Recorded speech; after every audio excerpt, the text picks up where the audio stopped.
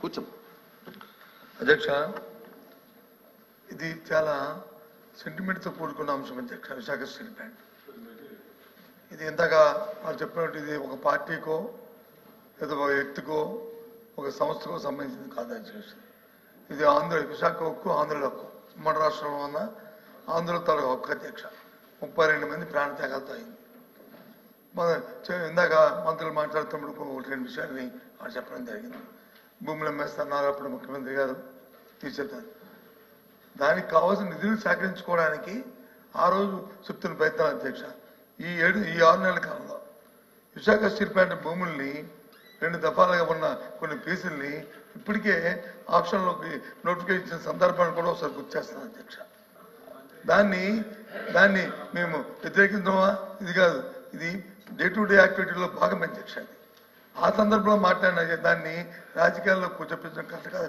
ఏమైనప్పటికీ కూడా ఇది పూర్తిగా కూడా దీన్ని ప్రైవేటైజ్ చేయకుండా ఉంచాలి అధ్యక్ష. ఆ రోజు స్వయాన ప్రధానమంత్రి గారు విశాఖపట్నం సభకు వచ్చినప్పుడు సాక్షాత్తు ఆనాటి ముఖ్యమంత్రి జగన్మోహన్ రెడ్డి గారు మొత్తం సభా సాక్షిగా లక్షలాది మంది ప్రజలు ఉంటుండగా ఆ రోజు విశాఖపట్నం స్టీల్ ప్లాంట్ ప్రైవేటీకరణ చేయడం వీలు లేదు, మేము అర్థిస్తున్నాము, ఇది మా తాలూకా ఇది మా సెంటిమెంట్ అని చెప్పి ఆ రోజు ముఖ్యమంత్రి గారి సందర్భాలు కూడా ఒకసారి జ్ఞాపకం చేస్తాను అధ్యక్ష. ఎందుకంటే ఇది అన్ని పార్టీల తాలూకు కమిట్మెంట్ వాళ్ళు తప్ప ఇది ఏ ఒక్కరితోనో అవుతుందో అనుకుంటే మాత్రం పొరపాటు అధ్యక్ష. ఏదైతే రాష్ట్రంలో దేశంలో ఉన్న మిగతా రాష్ట్రాల్లో జరుగుతున్న అంశాలు ఉన్నాయో ఆ ప్రకారమే దీన్ని కూడా అందరం సమస్యగా దీన్ని కాపాడుకోవడం బాధిస్తుంది. పూర్తిగా మా తరఫున మా పార్టీ తరఫున మా బాధ్యతగా ఈ హక్కుని ఏదైతే విశాఖపట్నం స్టీల్ ప్లాంట్ అనేదాన్ని ఏది ఉందో దాన్ని చేస్తే మాత్రం దాన్ని పోరాడతాం అధ్యక్ష. దాన్ని కాపాడడం ప్రయత్నిస్తాం అధ్యక్ష. ఏదైతే ఇప్పుడు గౌరవ సభ్యులు చెప్పారో కూటమిలో నాయకులు అచ్చెన్నాయుడు గారు కానీ లేదా పవన్ కళ్యాణ్ గారు చెప్పారు, ఆ మాట మీద కట్టుబడి ఉండి దీన్ని ప్రైవేటీకరణ చేయాలనేది మా తాలూకా డిమాండ్ ఎక్సర్సైజ్ చేయాలని కోరుతున్నాం అధ్యక్ష. ఇంకా లేదండి, కూర్చోండి, అయిపోయింది. Question number 13634 minister for revenue reply చెప్తారా సార్? ప్రతిపక్ష నాయకులు బొత్స గారు అడిగిన దానికి సార్, ఆ రోజున కూడా మేము అడిగింది ఏంటంటే ఆల్ పార్టీ డెలిగేషన్ తీసుకెళ్ళండి అని మేము అభ్యర్థించాం sir. They haven't taken any initiative even then. We are real. ఆ రోజు నుంచి కూడా ఈ రోజు మేము ఒకటే కమిట్మెంట్తో మాట్లాడుతున్నాం, కానీ ఆ రోజున మేము అభ్యర్థించాం అధ్యక్ష. ఆల్ పార్టీ మీరు చేయండి, మేము తీసుకెళ్తాం, మేము అందరం వస్తామని మాట్లాడాం. Maybe they didn't consider it sir అధ్యక్ష. So we want to bring it to that. ఇంకా పెంచొద్దు చేయకపోతే అది రికార్డ్స్ లో ఉంటుంది అధ్యక్ష. ఆల్ పార్టీ డెలిగేషన్ తీసుకోవడానికి ఎవరికి అభ్యంతరం లేదు అధ్యక్ష. ఎప్పుడు ఇన్ స్పైట్ ఆఫ్ వినండి వినకపోతే చెప్తారుగా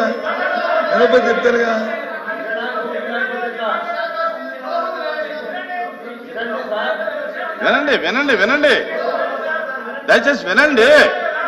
రామారావు గారు వినండి. వినటానికి అభ్యంతరం ఏముంది? ఆ రోజున్న ప్రభుత్వానికి ఆపే శక్తి లేకపోయినప్పుడు ఆల్ పార్టీ డెలిగేషన్ కావాలని మాకు ఆ శక్తి ఉంది. అది ఉంది కాబట్టి ఎందుకు ఆపగలుగుతాం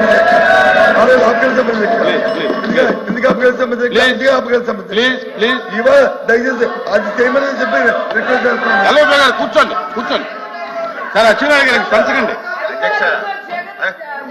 కూర్చోమ్మా.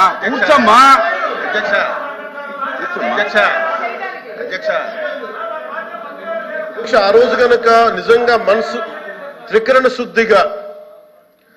శుద్ధిగా వారు కనుక ఆపండి ఉంటే అసలు ఈ రోజు ఈ ప్రశ్న ఉత్పన్నం అయ్యింది. ముఖ్యంగా విశాఖ స్టీల్ ప్లాంట్ కి సంబంధించి అధ్యక్ష, ఇది ఒక పార్టీకి సంబంధించో లేదంటే కొద్దిమంది ఒక ప్రాంతానికి సంబంధించి మొత్తం రాష్ట్రానికి సంబంధించింది. చాలాసార్లు పదే నేను అనేక సందర్భాల్లో కూడా చెప్పాను అధ్యక్ష. ఇది చాలా భావోద్వేగంతో చాలా త్యాగాల మధ్య నడుమున వచ్చిన స్టీల్ ప్లాంట్ అధ్యక్ష. ఇది గతంలో కూడా గత వైసీపీ పాలనలో కూడా అది ప్రైవేటీకరణ జరగబోతోంది. ఆ రోజున మన మంత్రి గారు చెప్తున్నాడు, అచ్చెన్నాయుడు గారు చెప్తున్నాడు, ఎందుకు ఆ రోజు ధర్నా చేశారు, వీళ్ళందరూ ఎందుకు వచ్చారంటే దానికి ఆ సమయంలో జరిగింది ఏంటంటే కొంతమంది కార్మిక సంఘాల నాయకులు కూడా ఎయిర్పోర్ట్కి వెళ్ళి అప్పుడు ముఖ్యమంత్రి గారు చెప్పిన మాటలు ఏంటంటే మేము దీన్ని కొంత భూమిని అమ్మేస్తాం మీకు ఇస్తామని చెప్తే అది నిర్వీర్యం చేయడానికి వాళ్ళు ప్రయత్నం చేస్తే మేమందరం అడ్డుకున్నాం అధ్యక్ష, మా అందరితో సహా. ఇది మొన్న కూడా కార్మిక సంఘాల నాయకులతో కూర్చున్నప్పుడు ఇదే నివేదిక ఇదే అభ్యర్థన ఇచ్చారు. ఇది ప్రైవేటీకరణ చేయకూడదంటే మీరు ఎంత కమిటెడ్గా ఉన్నారో మేము అంతే కమిటెడ్గా ఉన్నాం. 2021 ఫిబ్రవరిలో మేము అమిత్ షా గారిని కలిసాం అధ్యక్ష, హోంమంత్రి అమిత్ షా గారిని కలిసి వారికి నేను ఇచ్చింది కూడా ఏంటంటే ఇది మాకు చాలా భావోద్వేగాలతో కూడింది, చాలా త్యాగాలతో కూడింది, దయచేసి దీన్ని ఎట్టి పరిస్థితుల్లో ప్రైవేటీకరణ చేయకండి అని చెప్పాం అధ్యక్ష. అలాగే మీరు గతంలో కూడా 2019-14 ఆ సమయంలో డ్రెడ్జింగ్ కార్పొరేషన్ ఆఫ్ ఇండియాను కూడా దాన్ని ప్రైవేటీకరణ చేస్తామంటే మేమే ముందుండి దాన్ని ఆప్ చేసాం అధ్యక్ష. ఇది మేమేమనుకుంటే పబ్లిక్ సెక్టార్ యూనిట్స్ లాభసాటిగా ఉన్నాయి, లాభాల దిశగా నడుస్తున్నాయి, కొద్దిపాటి నష్టాల దిశగా నడుస్తున్నాయి, వాటిని ముందుకు తీసుకెళ్లాలి, ప్రభుత్వాలు పిఎస్యూస్ నడవాలనేది మా ఆకాంక్ష మా అందరిది. When it comes to Vizag steel plant, we are extremely committed not to privatize. ఇది మా అందరి కమిట్మెంట్ అధ్యక్ష. అలాగే దీనికి ఇందాక మంత్రి గారు చెప్తున్నట్టుగా దీన్ని రన్ చేసే ఇష్యూస్లో చాలా లోపాలు ఉన్నాయి అధ్యక్ష. దాన్ని స్కిల్ని ఎన్హాన్స్ చేసుకోవాలి, దాన్ని కొంత పెట్టుబడి కావాలి, దానికి కొంత క్యాప్టివ్ మైండ్స్ కావాలి, లాట్ ఆఫ్ ఛాలెంజెస్ ఉన్నాయి.